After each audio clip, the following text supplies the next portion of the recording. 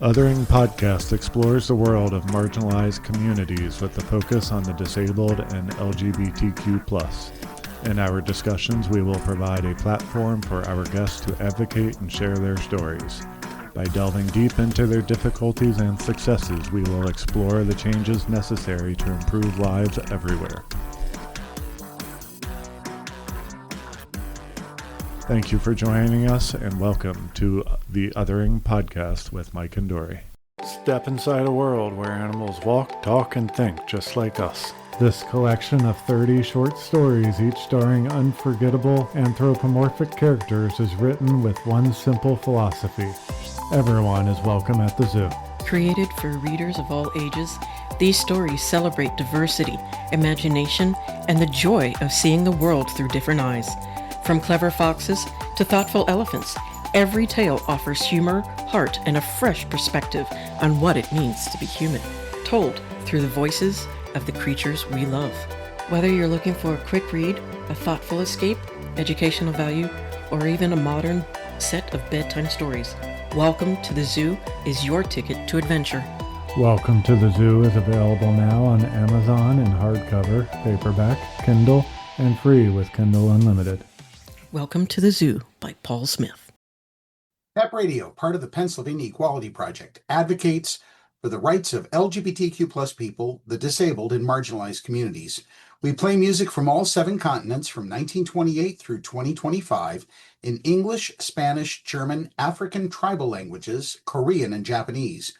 We also offer news, history lessons, and are proud to include the Othering podcast in our programming lineup. Tune in on the Live 365 app, Roku, and Alexa every Saturday and Sunday at 4 p.m. Hello. Hello. Hi, How are you? I'm doing okay. How are you guys? Good. Okay, today we are talking to Jay. Jay is a tattoo artist, songwriter, and content creator whose work explores the intersections of creativity, identity, and healing. A former evangelical pastor who came out as non-binary in her 30s, Jay now uses her platforms to speak candidly about deconstruction, queer joy, and reclaiming faith beyond the boundaries that once confined them. Welcome, Jay. We are honored to have you. Yes, we are. And I love that paragraph. That was beautiful. That was perfect. And Mike could even read it perfectly. That's rare. Yes. Well, that's very kind. Well, I'm so excited to be here. Thanks so much for having me. Thank you.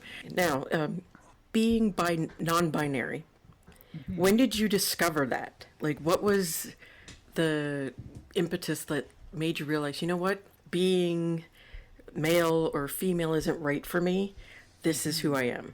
Well, yeah, that's a great question. I would say that I don't know that there was necessarily one moment that I can point to and say, this was the moment that everything kind of clicked. And I'd also say that along my journey, there's times where labels have felt helpful because they've given language to experience. Mm-hmm. And there's been times where that's felt limiting. And so I've kind of slid in and out of sometimes feeling comfortable with a label and other times just saying, actually, that's not helpful for me right now. But I would also say, just as a way of being in the world, I kind of tend to reject dualistic thinking. And so that kind of permeates to every single aspect of my being, including my gender. It just feels like I don't like viewing the world in any type of black and white terms. So how could I possibly then apply that to myself when it comes to gender as well? I like that. I really do. I have to say it, recently I just discovered that I was bisexual, and all this time I thought, nothing of it. And then I started talking to my therapist, and I started talking to our friends that have been on our podcast, and I started realizing, holy shit, I am bisexual. I like women, I like men, and it's just kind of, for me, it was just talking it out, kind of listening to different stories and realizing that sounds like me. I recognize that in those things. And I like the way that you said that because, you don't like thinking in black and white, it kind of just, it opens up so much when you say that. And it does make perfect sense to not think in terms of, well, you have to have, because you have male parts, you must be male, or because you have female parts, you must be female. And we can be fluid. We can, go in and out, and because there's always that time where sometimes you feel a little more masculine, sometimes you're gonna feel a little more feminine. Yeah, kind of like I said earlier. I think, especially when I kind of started to process my gender identity, and you know, you start considering the word transgender and what that can imply and what that can mean, and all of a sudden, it's easy to stop focusing on what actually feels true to who you are, like internally, and start thinking about all of the characteristics that that label can entail, which isn't necessarily a bad thing. Sometimes those things can give us freedom, but sometimes it's also easier to get caught up in kind of the language of it all, which is okay. But if it means that you're not paying attention to yourself, then I think you're losing something. Yeah, Yeah. I definitely would agree with that.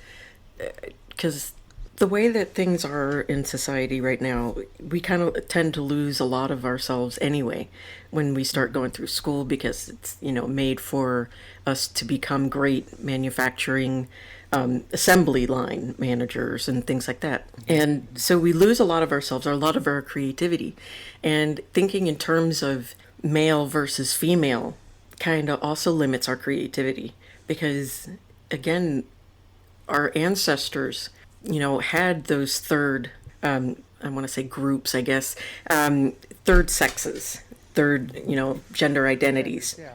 And they worshipped them in some societies. They thought they were elders and wise and things like that, because they were able to flow between the different sexes as we know them today.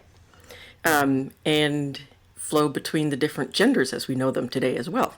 And kind of like, it was, when I was learning about that, it was, to me, it was really opening and freeing and beautiful at how they could just be themselves and not have to worry about, well, you're not supposed to wear pink, or you're not supposed to wear a dress, or you're not supposed to wear a t-shirt, or whatever it is that somebody's decided that you're not supposed to wear. You can wear it. Just be yourself. And that's what I want to, really push out there, is be yourself and enjoy it, because finding yourself is so much more freeing and fun and joyful than trying to fit in those boxes that you think or are pushed into. Yeah, no, I think that's so good. And I just feel like, as a quick disclaimer, it feels funny to me even to be invited on here to talk about this with you guys. This all still feels like a relatively new journey for me. I'm about to turn 34 in a couple weeks, and I really didn't start processing any of this until the last couple years. And so it's all been relatively recent that all this has come about, and it's all kind of clicked. So it feels funny, just in the sense that I still feel very early on in processing. But what I've learned is that the more I seem to talk about it, the more I experience resonance with other people who are like, yeah, I actually know I know what you're feeling, I know what you're experiencing.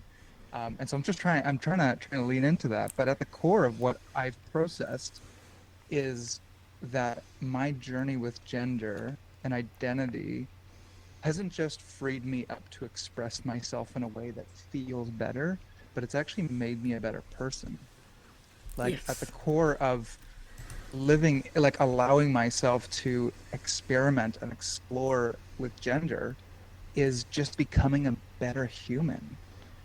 I think that all of us have different experiences in life, and I, being a tattoo artist, for example, I always find that maybe some of you have heard that, like, old adage of, like, people people treat their tattoo artists like therapists, kind of. You go and sit and get a tattoo, and all of a sudden you find yourself like spilling your life story. And I think it's because there's something about going through pain that allows you to bear witness to something that is like so human. I think when we experience pain, we become a more human version of ourselves. Yes. When we recognize our limitations, and just, yeah, kind of, you can't bypass that visceral experience of getting tattooed. It's like, yeah, I mean, sure, you can use numbing creams and whatnot, but Well, that's Um, cheating. yeah, I mean, yeah, I wasn't gonna say that. I was waiting for you to say that. But no, I think that it's why when I'm at a party with someone these days, it's like, and I hear that they've experienced like great loss, I'm like, oh great, the curtain can drop, we can bypass all the bullshit, and we can just talk about what it means to be human. And Yes. for me, not that my gender identity is defined by suffering, but the suffering that I have gone through has allowed me to become much more in tune with who I am and how I move through the world and how I find meaning. And so, um, yes, becoming myself is important because I believe that, you know, the world isn't binary, and so we shouldn't treat it like that. But beyond that, like, I'm a much better person now that I've dealt with some of the shit that I've been, hiding under the rug for years. Like, I'm kinder, I'm more empathetic, I'm a better partner, I'm a better friend. You can ask all of my friends, I promise. But yeah, that's just it feels so. It's the thing that has allowed me to get more in touch with my humanity. Yeah, And a couple things that you had mentioned. The tattoo. We both have quite a few tattoos, and I think a big part of it is it's a very personal experience. I mean, you're getting something on your body that's never going to go away, never going to change. So it's a very, I don't know, I don't want to say intimate, but just very personal. And Oh, it's so intimate. yeah, It is. And historically, the way that like tattoo history, when you look at different, cultures, like every culture has a history of tattooing. mm-hmm. Um, and when people talk about like tattoo culture and history, like people automatically think like Sailor Jerry, American traditional. But like the truth is like that's so recent. Like when you actually think about ancient cultures who all had their own version of tattooing, it was always tied to like ritual, Yeah. almost always. Like, it was like you went through something and you commemorated that with a tattoo. Like it was such a spiritual experience. Um, and I think that there is something so profound about that, like just sitting in the pain and then coming out of that with like this literal physical mark on your body. Whether it's for celebration because you're just like, I don't know, I thought that shit was funny, so I put it on my body. It's like that's still worth celebrating. I don't think that that's a less meaningful tattoo, but agreed. you also do memorial stuff too, right? And it's Right. like people are either at their best or their worst sometimes when they're sitting through a tattoo. Mm-hmm. But it is. I do agree with you. It is intimate because I mean, in order to be a tattoo artist, you're kind of like right there. You see everything, You're so right there. and and sometimes it's interesting what you see and get to be right there in the thick of it, and drawing art on somebody, whether it's a stupid saying or it's a puppy dog or it's like a Picasso or a Rembrandt. It's all just sharing a moment with somebody. It's just you and that person. And I think that that kind of artwork does heal a lot. I think those they talk about those rituals where you become a woman or a man in certain tribes, and they would tattoo you before you go off to war. They tattoo you, and to me, it's kind of like a symbol of becoming myself. I felt so much more like who I felt inside when I got my tattoos, when I started getting my tattoos, especially the ones on my arms, because it was like, really showing who I am and not just hiding behind, well, I can put on a long sleeve shirt or anything like that. I hate it now. But I love showing the art that I've chosen because I think it says a story about who I am, and it shares, and being able to share that with the tattoo artist, I think is almost better than a therapist. You're Abs- sharing a beautiful moment that, I mean, yeah, arguably your skin is kind of feeling like it's fried, and you feel like you've just been sanded down with an orbital sander, but but it's still a beautiful thing. I think that for a lot of people, myself included, especially in the last few years, I'm becoming more and more heavily tattooed. I call it research and development, and Yes. and I think there is something significant too about reclaiming, bodily autonomy in a Mm-hmm. way, especially for queer folk and people who've come out of high control religion. And we're taught how to view our bodies, we're taught how to think about our bodies, and there's something so raw and visceral about like marking it in a way that says, no, no, this is mine, Mm-hmm. and Yep. and I think that's powerful and profound, no matter what story you're choosing to tell with your tattoos. Yeah, I agree. I am addicted to tattoos. Like I've got 17, and there's like at least 10 more I have planned. I love that. Love it. And it's because each moment is not only a Snapchat, oh my God, a snapshot of my life right there, but it's also like, kind of a journey of, myself being disabled, myself becoming the person who I am, and being LGBTQ, and being able to kind of open all of that up and show it, because I didn't realize who I was for so long. I just kind of went along with whatever. Oh, this is a good degree. Let's go here. And, this is the trajectory of my job. Let's go this way. And then it didn't fulfill me. It was like, it wasn't that it was boring or anything. It was fascinating. I loved getting those aha moments with my students, but it was kind of like at the end of the day, you were totally exhausted because you had this huge mask on. And then when you finally realize you've been masking and then you take it off and you're able to, it's almost like coming out as a butterfly. As cliche as that is, it is that feeling of you go in and you do everything you're supposed to do, and then you discover who you are. And you come out as that big, beautiful butterfly and get to show off all your colors and all that crazy stuff. And, I started dyeing my hair because it matched me better. Yeah. And, having the tattoos matched me better.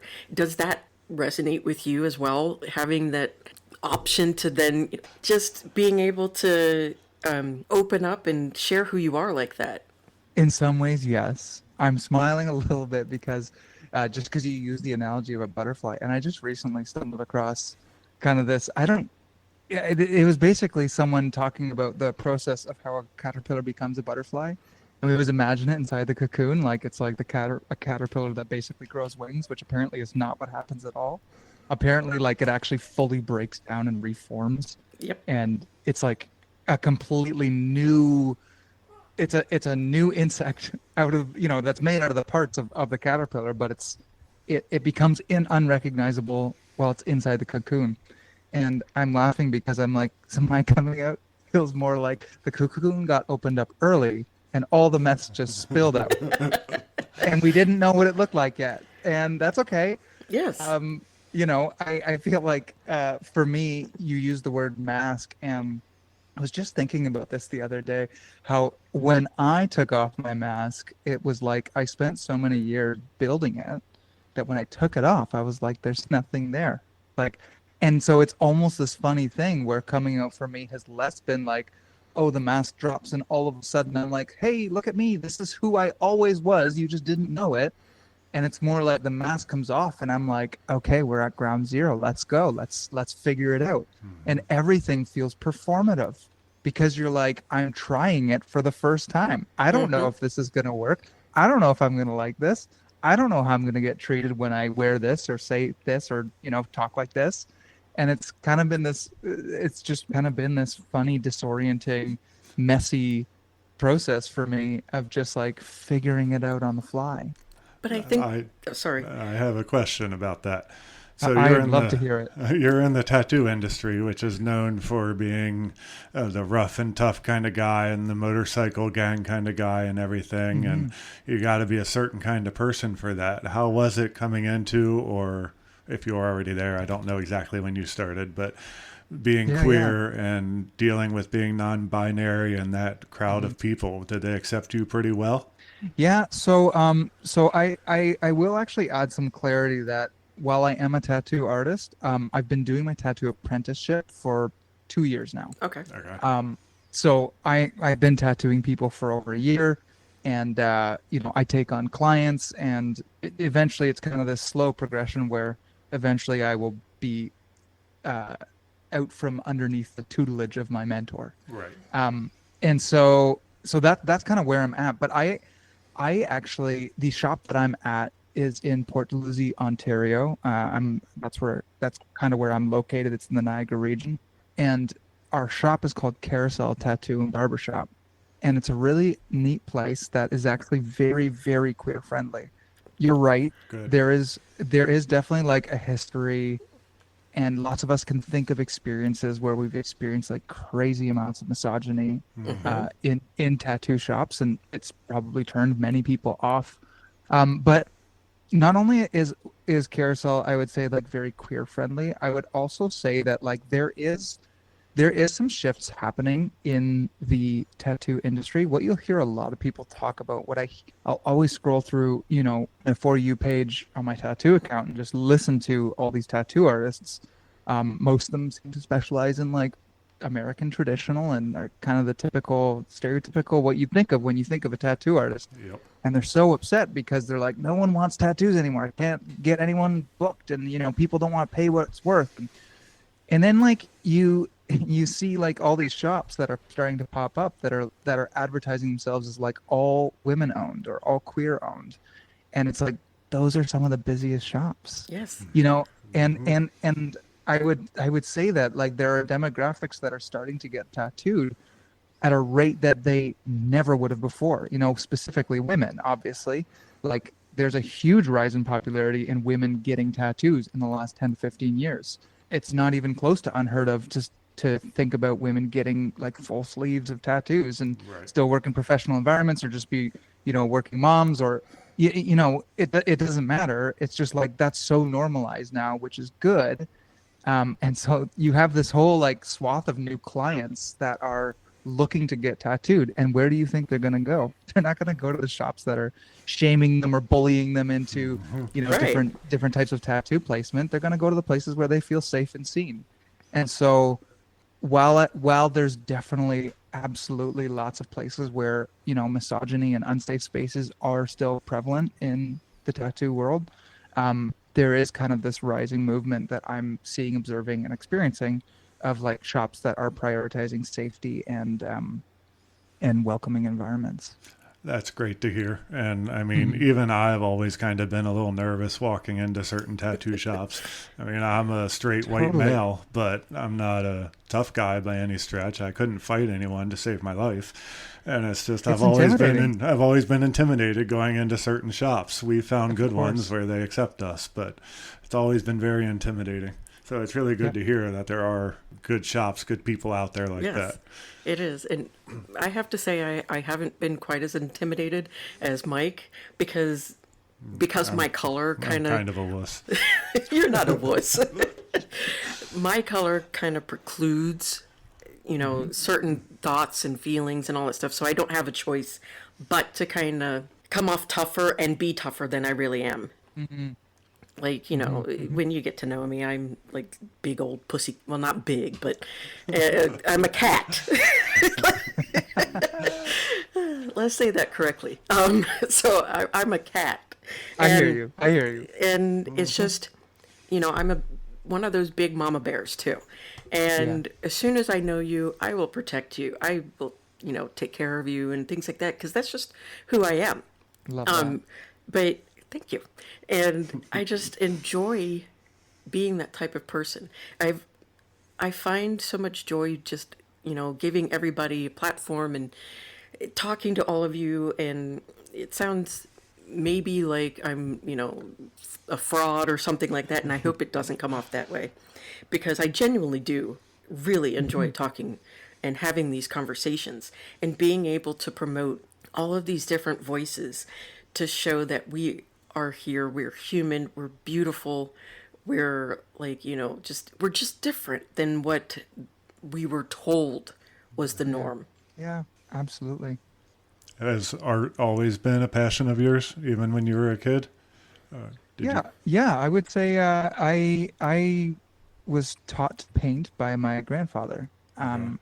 he taught me how to paint using watercolors, and for a long time that was kind of the medium that was my medium of choice. And yeah, I mean, as a young kid, I some of my earliest memories. My dad's a pastor, and I have so many memories of like taking his like draft manuscripts that would end up in the recycling bin because it was like printer paper, and it was like writing on like sermons on one side and then blank on the other.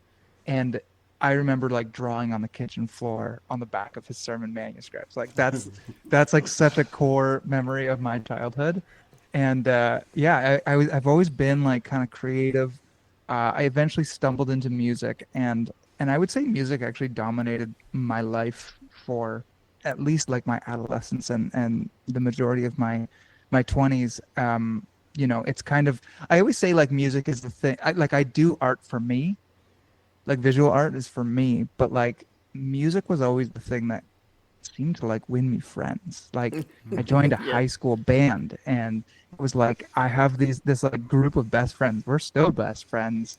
And I think part of it is because it's like we were like, this is us. We are a band. We're a group of friends. We're not hanging out just because we like each other, although we happen to like each other. It was like we're hanging out because you know how to play drums, I know how to play a bass, and so that was kind of funny. And yeah, I mean, it's also what kind of led me into church work too.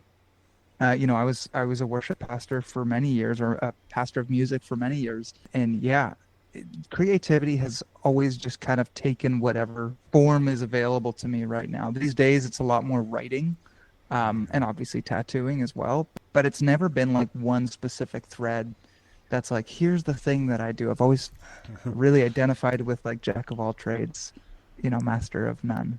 That I used to be really, really into art, like drawing and Mm. everything. And it's funny because I was taught by my grandmother in watercolors as kind of the first thing I was really learning. And you mentioned your Oh, I love that. grandfather in watercolors, so I thought that was kind of funny. Yeah, yeah, I think that it is important to say that your song that has been on your page and all is yeah. absolutely awesome. It is. It's like really fucking awesome. Oh, And thank you. Thank you you're, so no, much. no, no, no, no. Don't thank me. I thank you for writing it because it's really good. And your art is, what the hell, man? That is incredible art. You are like just You're very oozing kind. art. Thank you. I frequently say to people, and I'm not bullshitting, like if I had 3 minutes left to live and someone handed me a guitar, that's the song I'd play. Like, Well, I love it. It's a you know, gorgeous song. And it evokes so much feeling and happiness and like mhm. all of these thoughts like just bubble up over, and it makes you think but it makes you feel, and it's really good. And Mhm. I Yeah. That's what music should do. well, yeah, of Mhm. course, Yeah. because that's, Yeah. it's art is supposed to make you feel something, and it Yeah. kind of sucks when you see something and you're just like, Yeah. oh, Yeah. okay. Yeah, totally. Yeah. No, I wrote that song so in the summer of 2022, I guess it was. No, 23. 2023 is when I stepped back from ministry. I was super burnt out. Like I was just unwell. I was you know, I was losing chunks of hair with how stressed I was. Like Wow. I was not in a good place. I went on a stress leave, you know, and but kind of knew I was quitting. But thankfully had the opportunity to go on a bit of a leave just to give myself some breathing room. And I came from the world where, as a worship pastor, for people who don't know or who aren't familiar with the church, like your job is basically to come up with 90 minutes of content every single week and coordinate it through a bunch of volunteers. At least that was my job. And so you're just like you're always singing, you're always playing, you're always writing, like it's just kind of this. You have a 7 day deadline, day like every single week. Doesn't matter. It doesn't stop for anything. And just like perpetuates to the end of time. And so kind of coming out of that, I had come to a place where I had almost wondered, like, am I ever going to play music again? Like, I put down my guitar for several months. And after playing it every single day for a decade, it was a welcome break, but it was kind of this like weird way of being that I hadn't existed without creating music in a very long time. and I just had kind of assumed like, you know what, maybe music isn't going to be a part of my life moving forward. And when I started to pick up my guitar again, and I kind of had looked through the catalog of songs that I'd written, and I've written lots of music over the years, whether it's co-writing, whether it's my own stuff, lots of writing, but it always felt like when I looked back on things that it was lacking like the type of honest that I wanted to be with my music. And so when I picked up my guitar again and decided that I wanted to write honestly, like that was the first song that came out. And it was like the type of song where I was like, especially people knew me as a pastor still. It was like I wanted to write something that I'd be like nervous to show people. You know, like people can't hear me, their pastor, sing something like that. You know, what's that gonna feel like when it lands in their ears? And I've kind of tried to live in that zone when I'm creating art these days. It's like if I'm not a little bit scared shitless when I'm writing music, like I don't think I'm writing the type of songs that I want to write. Yeah. I agree with that. Like, you can't, if you're not scared to do it, at least a little bit, Yeah. you're not going to really get the soulfulness of it and, Yeah. get that true message that you're looking for. Yeah, yeah. And it's so funny. I'm just thinking as you're talking, like I feel like back in the day when I was thinking about how people would respond to things that I created, I used to be like plagued with this like insecurity where I'd be like, are they going to be impressed by it? I think that was Hell always my yes. number one, like, are they going to think that it's good? And it's so interesting because now when I think about the art that I put into the world, the message is always, it has nothing to do with like, are people going to think that I'm good or not? It has everything to do with, will they understand me? Yeah. It's like before I had this like level of like imposter syndrome, and now I'm just like, it's so much more important to me that they actually just like hear me and the message that I'm trying to convey, which is just kind of an interesting shift to notice in my own like creative and writing process.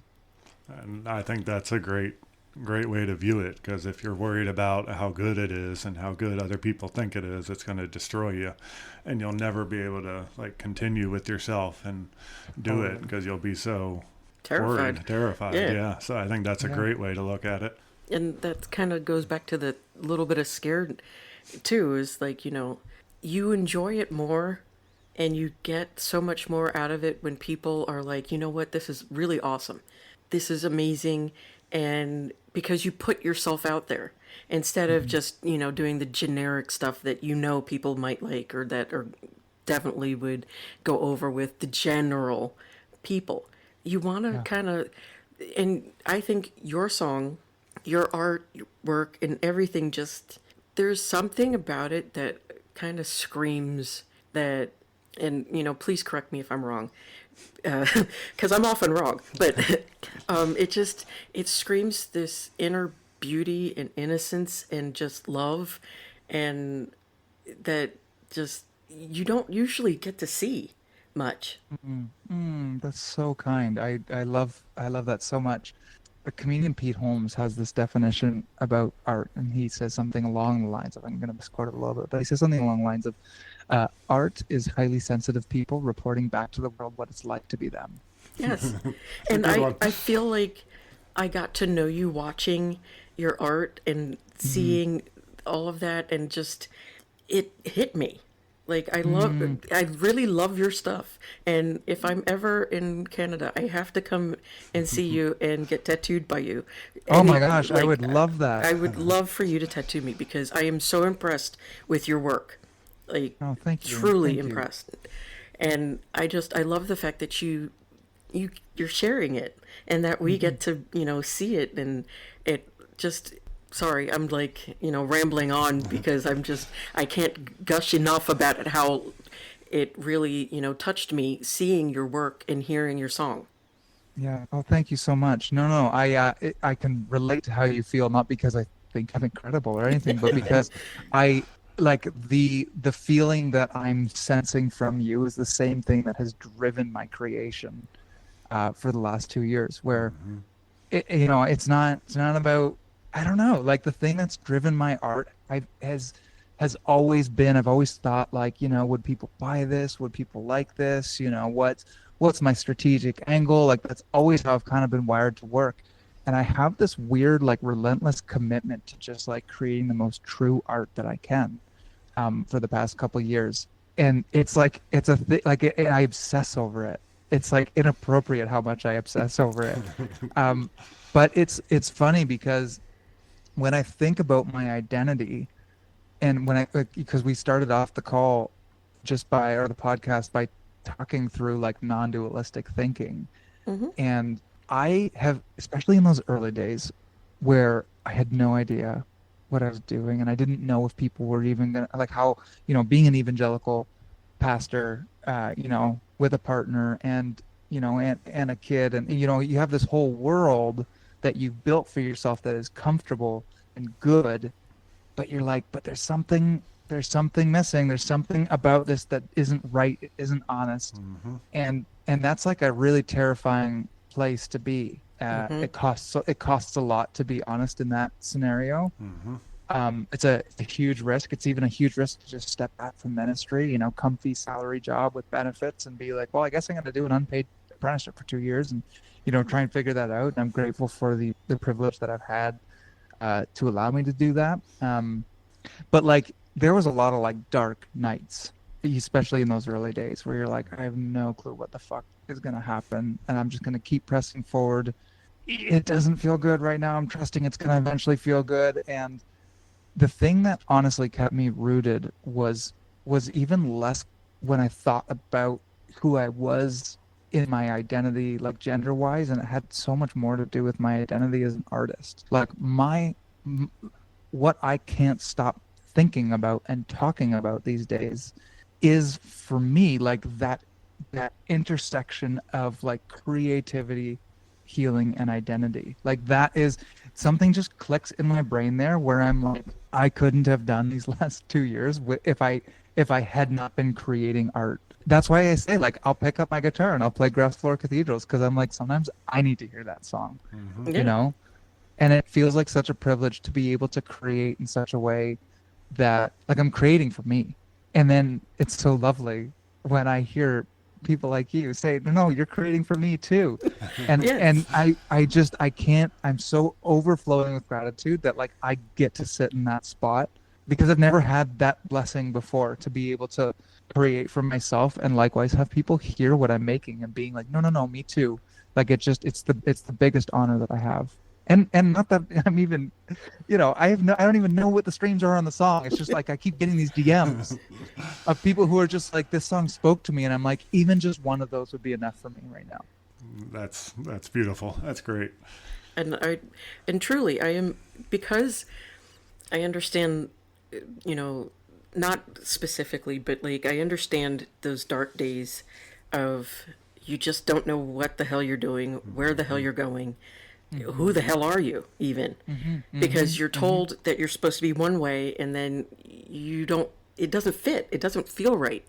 And so you, like, for me, I got stuck in this never ending feeling of I'm supposed to have been doing this, or at least I thought I was.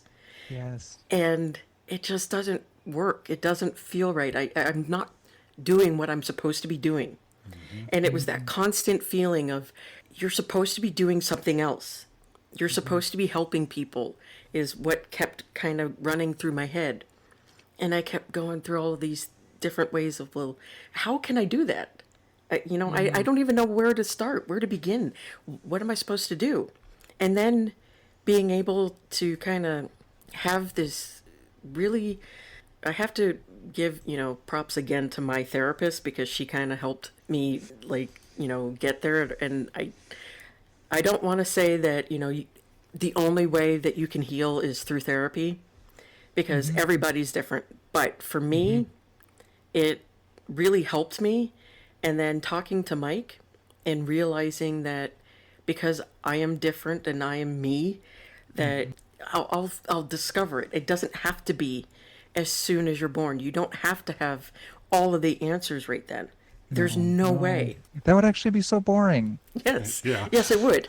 And My favorite word is becoming these days. Yes. Because that's living. Like it's I'm so uninterested. I'm so wholly uninterested in the type of person who is resistant to change. Like that's everything. And it would be so boring if we just grew up into static versions of ourselves. Like Yeah. there's no art in that. No. And I think that's what I was kind of missing was some sort of art that I could do because Yeah. like I I can draw, but it pisses me off. Oh, me I too. will. Don't worry. That just means you're a real artist. Yeah. If you meet an artist who isn't pissed off while they're drawing, they're not an artist. Thank you. Because it just, I draw something and it's just like, no, that's not it. And Yep. I get Yep. so mad and like, because I'm supposed to be able to be, I'm 47. I'm supposed to be really, really good at this now. And it's like those thoughts and feelings. And when I talk to Mike and my therapist and all of you guys in DMs and things like that, it opened my eyes that there's so many different ways to help. It's kind of like discovering that for so long you think that the only way to help people is either through, ministry or medicine.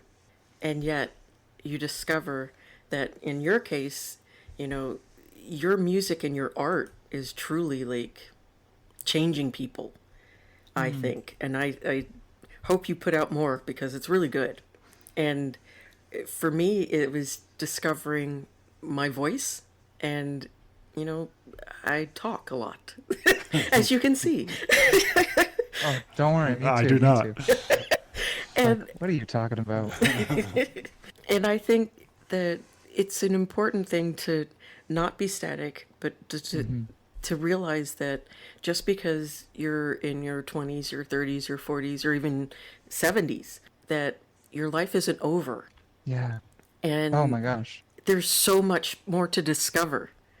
And you aren't who you're supposed to be necessarily at, you're not going to know it every day, any day, really. You're just kind of going through the motions and it kind of like falls into your lap, it seems. Like you think you're supposed to be doing one thing and it's like, oh, wait, this is where I'm supposed to be.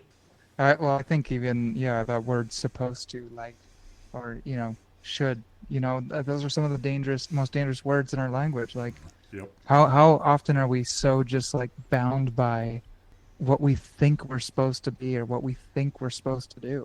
I'll get people comment on my stuff all the time online, and they'll just be like, "Well, it's just common sense."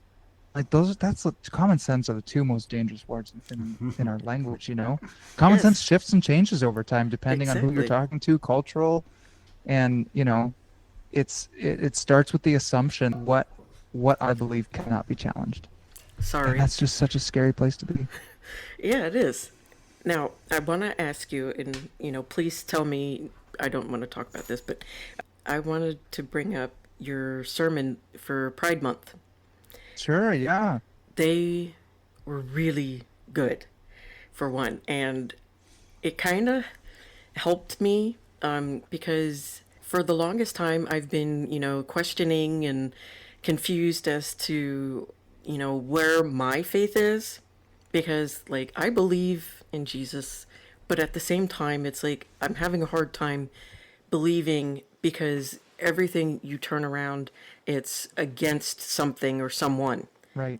And listening to your sermons, and if you don't want that word, I'm sorry, but they No, no, they were that's like, okay. okay, but they were like that to me, but they were so touching and heartfelt and just they didn't feel like the typical, you sit in the audience and you're sweating to death because it's like 100 degrees in the church and you're this big, beautifully robed person standing there and saying, well, you're going to go to hell because you believe in this. And Yeah. it wasn't like that at all, which, as an Episcopalian, it kind of is usually how our churches are. And I wanted to ask you, like, what prompted that? What made you decide to, you know what, I'm going to start talking about these? That is such a good question. First of all, thank you. Yeah, I would say that I've gone through a lot of grief in the last couple of years. You know, we talk about change, and as you grow and as you change, so much of growing and changing is actually just like learning to say yes to grief. Because I think a lot of times we resist change, it's because we're scared of the grief.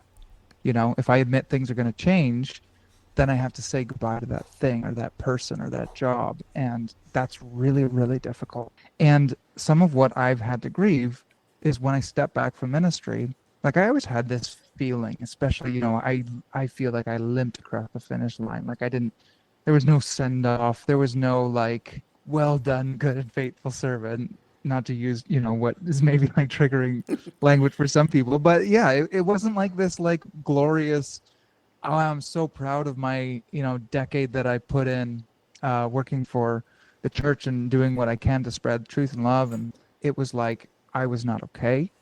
And so much of what I worked through, in those first couple months and consecutively in the last 2 years has been grieving what I thought would be. One of the hardest memories I have is like when I finally did quit, I went back into my office in the church and I was packing up my bookshelf and I had a panic attack on the floor of my office because I just remember that being such a, I don't know, going through seminary and, doing my, graduate degree, like you're, every book you buy, you're like, oh, wow, like what possible little nuggets are contained in this one. And, it's kind of this, when I think about the books on my shelf, like they were all like dreams, it was all like you're building this library and you're working towards this thing.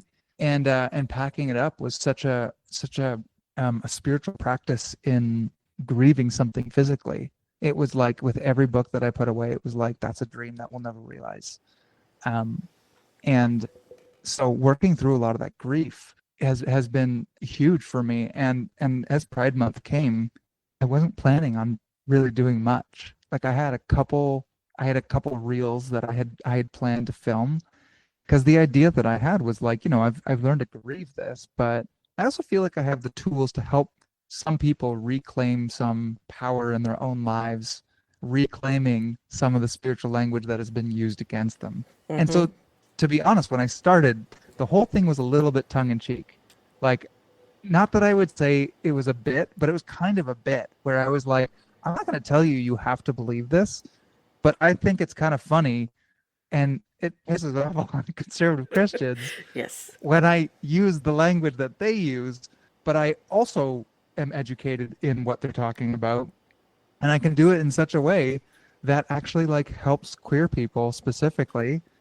But I think lots of people who've deconstructed and left the church like to give them some sort of reclamation over the very thing that hurt them is like so beautiful to me. And I Mm-hmm. loved that idea. So I was like, okay, I got a couple of these reels that, I'd written scripts for. And then so I did the first one and it was like almost immediately it was like 10,000 views. And like I didn't have a big account at the time. It was like, I think it was like a 5,000 people of these are people who followed me over the last 5 years who I was promoting my Etsy prints to. Like, and all of a sudden it's like they were getting this like sermon like day after day, which was really funny. And so the first one got 10,000 views, and the second one got 50,000, the third one got 70,000, and all of a sudden I was like, holy shit, like I got to move up my posting schedule.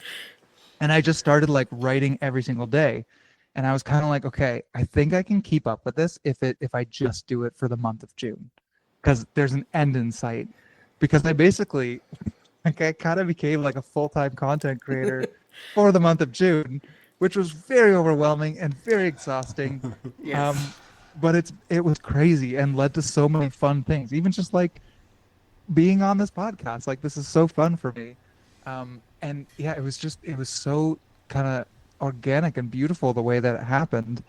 And I'm so thankful that I was just in a space where I could kind of accommodate the noise that was rising and I could kind of rise to that occasion. But yeah, that's kind of the story of how it all kind of shook out. There was no plan. There still is no plan. I'm still figuring it out as I go. But it's been a lot of fun. And I love the way that you were able to take those pieces that have been used so, throughout years and years of, finding the the other du jour of the moment, and use it against them. And how you explained it, it was so clear, because I've followed and read some other things, and it was just like, what are you, what and Yeah. you Yeah. explained it so beautifully and so clearly. It was just like, oh my God, that's what, oh, okay. I thought that's what that meant. But now, you were able to say it so eloquently that it was just Yeah. like, okay, I get it now. And instead of, being confused and being like, yeah, okay. Yeah. Yeah. The truth is like, I mean, and maybe this really only matters in like church and academic circles. Like I was a pastoral studies major. Like I didn't study theology. I don't think of myself as a theologian. Like the only time I care about theology is to go, okay, what does this mean for us? Because it can be so esoteric sometimes. And you get people debating things that really have no implication on the layperson. Not to hierarchicalize, if that's a word, like not to use a hierarchy for my language here, but yeah, it's like my passion has always been, when it came to ministry, was always like, what does it mean for people, and making things simple. Because I'm actually kind of with you. Like I can only read so much theology before I'm like, who cares? Like it's so Yes. dry. It's like I know I'm supposed to care, but like this doesn't make any sense. And so, anyways, I'm glad that's not how you feel when you're listening to me, because No, that'd be not my nightmare. because I've sat through, and it's like, I can read really well, and I've gone through school. I can read between the lines a lot of times, but when I've tried to read the Bible, a lot of times it's like some are like, perfectly clear, I get it. And then other ones are just like, who, what is this even referring to? Like, Yeah. and it's almost like too abstract. Yeah. And Yeah. you made it so that instead of abstract and just this cosmos level thinking, it was very straightforward, and this is what it means to you. Yeah. And I Yeah. loved that, because even if you don't believe, it was still like a comforting thought to understand what that was supposed to be telling you. Yeah. And it's Yeah. not like some big scary, thing that's written in gobbledygook. Yeah. Absolutely. Yeah. And it's kind of what I was saying even about my gender earlier. It's like it wasn't always just about my gender. It was about my humanity, becoming who I'm supposed to be, who I actually am. I guess like returning to who we are is kind of the goal, right? The person that we lose as we build layers of masks that we put on over the years. And it's like, when it comes to faith and religion, I'm not here to convince anyone that you should follow Christianity and Jesus and make that the central thing in your life. But if it's helpful, then I want to be able to help people. Like if that's what they want, then I want to be able to help them to do that. But I'll frequently reflect on how even the word Christian is like such a loaded term. We Yes. all mean different things when we say that word. And why is it that I find more spiritual resonance with someone who is Buddhist often, who has gone through spiritually transformative events? I see the humanity in them so much clearer than someone else who might claim the term Christian. And so again, like its labels can be helpful, Yes. but also sometimes they're not. And sometimes it's just about reconnecting with our humanity and asking like, what is helpful for me in this moment to become a more loving, kind, whole, compassionate version of myself. And it's kind of my hope that by offering some of what I've learned over the years, that I can help people do that. I think you do. Because again, it's not being forced onto people. Mm-hmm. It's not like you have to come every Sunday. You can, No. tune in on Monday. You can tune in on Wednesday. And, Yeah, you or don't tune in at all. right.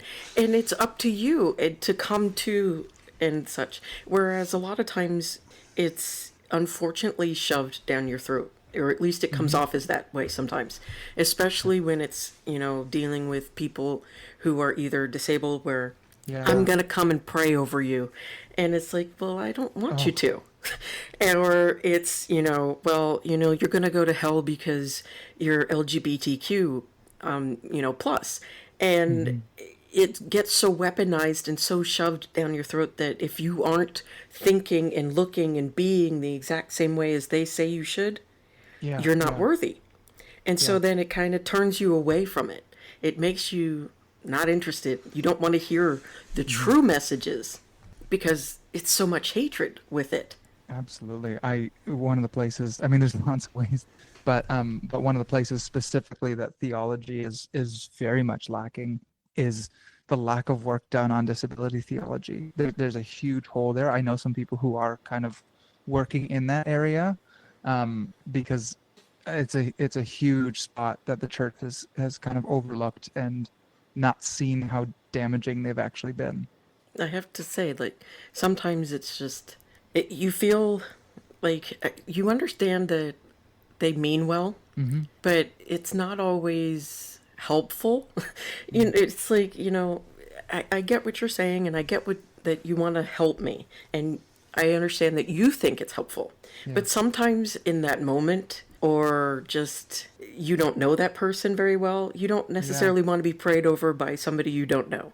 Or, No. you don't feel it right then and there because it could be a bad day. Yeah. And sometimes, when you have your bad days, you're not really feeling much of anything. Yeah. you Yeah. know, you're more like, feeling like you want to duke it out with Satan or something like that kind of Yeah. moment. Yeah. Yeah. And so religion tends to kind of come off as other, Hmm. not in the good way either. And I really thank you for kind of showing that it can be inclusive, that it can be beautiful, that it is beautiful, what he says. It's always encouraging to know that, in the as we think and talk through like what creating true art, when you hear that what you're trying to create is landing the way you're intending, that's a special thing. So thanks for that. You're welcome. And I thank you for that because so many times it's just, it's either they say, okay, well, that's not what it says, and this is what it says. And then you're just like, okay, great. And you keep, going on and on your day. But you make Mhm. it almost like you're talking to the person specifically. Yeah. Yeah. And you just, and when you sing your song and when you do your art, all of it just encompasses you. And it's not just, well, here it is. Here you go. Yeah. It's I'm giving you a piece of me. Please take care of it. And Yeah. Yeah. and it makes me want to, take care of that. And I hope that makes sense. Is what I'm saying making sense? Or Yes. am I just Yes. Yeah. okay, good. Yeah. I'm sitting here being like, how in the world are you like reading my diary right now? Like this is that's like that's my whole thing is like is is processing through, like living through my art. Like my art Hmm. isn't separate from me. And Yes. when I used to separate it from myself, I would never be ultimately happy with it. I would always be frustrated and I'd always be like, well, and not to mention it would never connect with people. And then I was like, what if I wrote something really vulnerable and embarrassing and, like it would just actually like showed myself in my art, and it was like night and day. And I got a whole album of songs written, that I'm not sure what I'm gonna do with yet, but it's like Well, I'm terrified to show them to anyone, like that. It's like that level of like, being scared, yes. which is like that to me. I've rewired my brain these days in terms of how I think about fear. It's like not in a way that is irresponsible, but just like paying attention to my fear and being like, why are you scared? And and it's totally reshaped the way that I think and live and move forward. And so these days when I feel scared, I try and pay attention to it and be like, okay, what do I have to do with that now? So, with that being said, you have a lot of followers on Yes. social media. I would imagine you get a lot of great comments, and I'd imagine you get some really crappy ones. How do you kind of juggle that and handle the crappy ones or even the insulting ones? Yeah. I mean, here's what I learned really quick. And I will say, like, I talk about this journey that I've been on for the last couple of years, and if this happened a year ago, like it would have gone differently. So, I before what I say makes you think that I'm like like I'm not tough, but um, it's like actually, I'll say this. I'll tell a story. I was dropping my kid off for school about a month ago or so. My kid's 7, and sometimes we'll like come up with mantras on the way to school, just like depending on what they're going through. Like I might, we'll kind of customize and come up with something, whatever. And we were just talking through some of what they were going through, and they were like, "Dad, I hope one day I have thick skin like you." And this was before everything happened, first of all, which was kind of funny, but like it just kind of made me stop because I was like, I don't actually think of myself as someone who has thick skin. Like I don't view myself as tough. Like if anything, I'm in my head all the time, and I'm like, I can be kind of sensitive. Like I'll overthink something that someone says to me for like a week.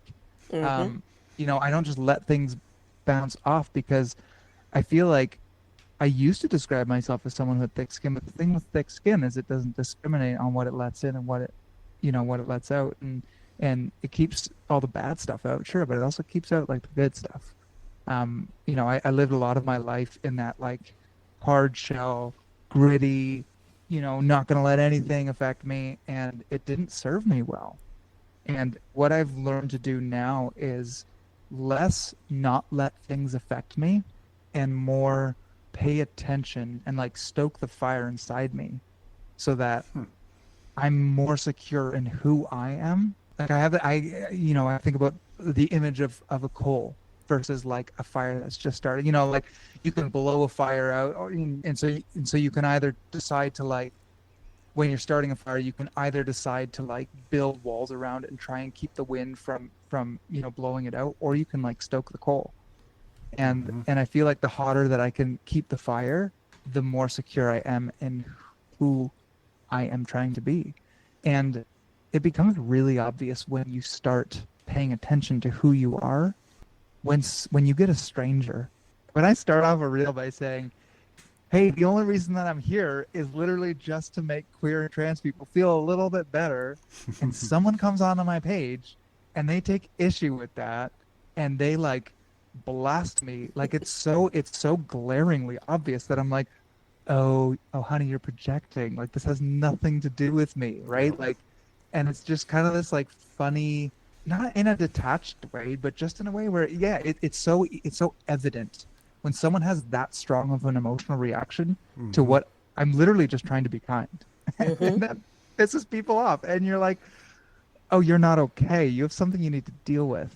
And so it's funny even to hear me say those words out loud because I'm like, I would have heard someone like me talk like that 2 years ago and be like, what the fuck does that even mean? Like, how am I supposed to do that? And all I've done for 2 years is just pay attention, try and think, like spend time being in tune with who I am, so that when you do experience that like blowback, because you will, sometimes it'll be because you get 50,000 followers overnight, and sometimes it'll just be because someone at the supermarket doesn't like the way you look. And it doesn't matter what it is. It's like you're gonna get it in life. And I think that the more in tune we can be with ourselves, the better we'll be suited to deal with that.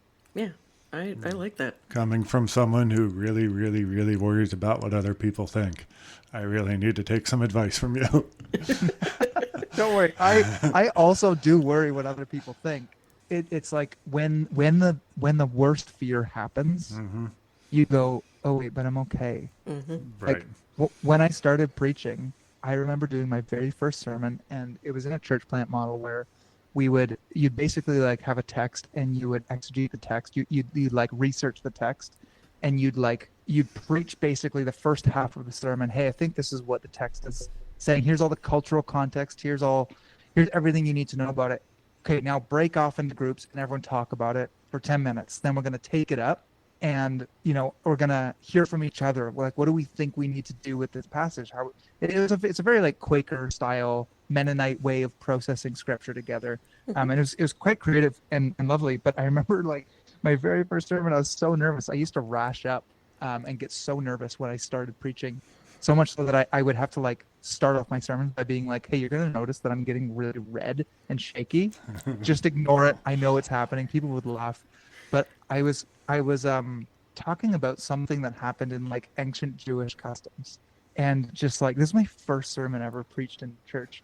And we took it up. Like people went and talked to their tables, and like, you know, then you have this moment where people are raising their hands and kind of sharing, and like this one woman raised her hand. She's like, actually, like my husband's Jewish, and you got that completely wrong. and I just went like white as a sheet, because that was like my nightmare. Like I grew up in Calvinist theology. John Calvin was a lawyer. Like he wrote that shit to be bulletproof. Like you couldn't get it wrong. And so to have that happen was my nightmare. But like she was actually so kind about it, and you know, we had a great chat afterwards. And it was kind of this moment where I'm like, sometimes the worst thing is going to happen and you're going to be okay. Mm-hmm. But like so often, like I think we let the fear of the worst case happening prevent us from actually moving forward. Yes. And sometimes it is shitty, and sometimes it will suck. Like I'm not trying to say that doesn't happen, but so oftentimes the fear of the thing is worse than the actual thing happening itself. Yeah. So I would I'm say going to that. tell a little story that came up while you were talking. I have 2 books published with my brother on the paranormal in Cincinnati, Ohio. And once it came out, we were doing a lot of like events, like speaking at places or book signings or whatever. And my brother loves talking in front of people. He loves the power it gives him. So he's always the one up there talking. I'm behind the scenes doing the computer and getting the presentation up there. And there was one presentation we had to do for like 100 elderly ladies. I don't remember what the place was, but it was like a special event for this retirement home or something. It was like 100 old ladies, and my brother couldn't make it, so I had to do it. And I am terrified of public speaking. Like even at work in front of my department, I'm like shaking horribly in front of everyone. It's awful. So I get there, I'm all prepared. I know what I'm talking about, which helps, but I start the whole thing by saying, I am terrified of public speaking, so bear with me. And everyone started laughing. And just that, everyone laughing, kind of with me or at me, I don't know. But whatever it was, it helped so much for me to be able to really push forward and move on with it. And in the end, everyone loved it, and it was great. And nobody said I was wrong, but I'm not sure you can when it's about ghosts. Maybe I was, who knows? But it's just, you telling that story kind of made me think of that. And public speaking is awful. Well, because it's so humanizing, right? Yes. People, if you say, I hate public speaking, everyone else in the room is like, yeah, me too. Like, very few people really like it. Mm-hmm. And, you know, that disarming moment is such a good way to start off. Honestly, I kept saying that at the beginning of my sermons for a while, even after it stopped being nervous, because like it created such a good tone for moving forward. Not coming from a place of authority. It's like, I'm actually just a person just like you. Mm-hmm. And so I love that you had that experience. But with that being said, we do need to wrap it up here. Yes. Yeah. And I real quick disclaimer, guys out there listening, that is the most set of words that I have heard Mike say on podcast. anything in a long time. So please, It was. I was listen proud. to this. Yes. That's amazing. Like, I know it's not a competition, but does that mean I win? Yes. It does. It does. You made him talk. Holy shit, that's amazing. So anyway, before we go, I wanted to give you a chance to let people know how to find you. Yes. Either your art, whatever you want to be found for. Instagram, art, whatever. For sure. Yeah, I would just want to say thank you again for having me on this podcast. I think that probably the best way to find me is just on Instagram these days, jbrix_art, JBRIX_art. It's kind of that's kind of a landing place, and these days I do a lot of writing on Substack, and I'm on Patreon as well, and you know, whether it's music or whether it's, you know, more theological content or whether it's art, it all kind of lands in that place. So that's probably the best way to find me. And we'll put that link or the name, that's it, Yeah. in the description of the episode. And Amazing. thank you so Thank much you for so joining much. us. Yes, we've thoroughly enjoyed talking to you, and You are just truly like a breath of fresh air and like amazing person that I am so glad that I ran across you and was able to get a hold of you and all that stuff because you're like awesome. Yes. Thank you so much. It was a pleasure meeting you both as well. You too. Bye. If you've made it this far, thank you so much for listening. Please leave a rating for us wherever you listen. Follow us on Instagram and TikTok. Othering Podcast is brought to you by Loudcore Productions in conjunction with your support. Your host, Mike and Dory Morris, graphics by Joshua Morris, and join us next week on the Othering Podcast.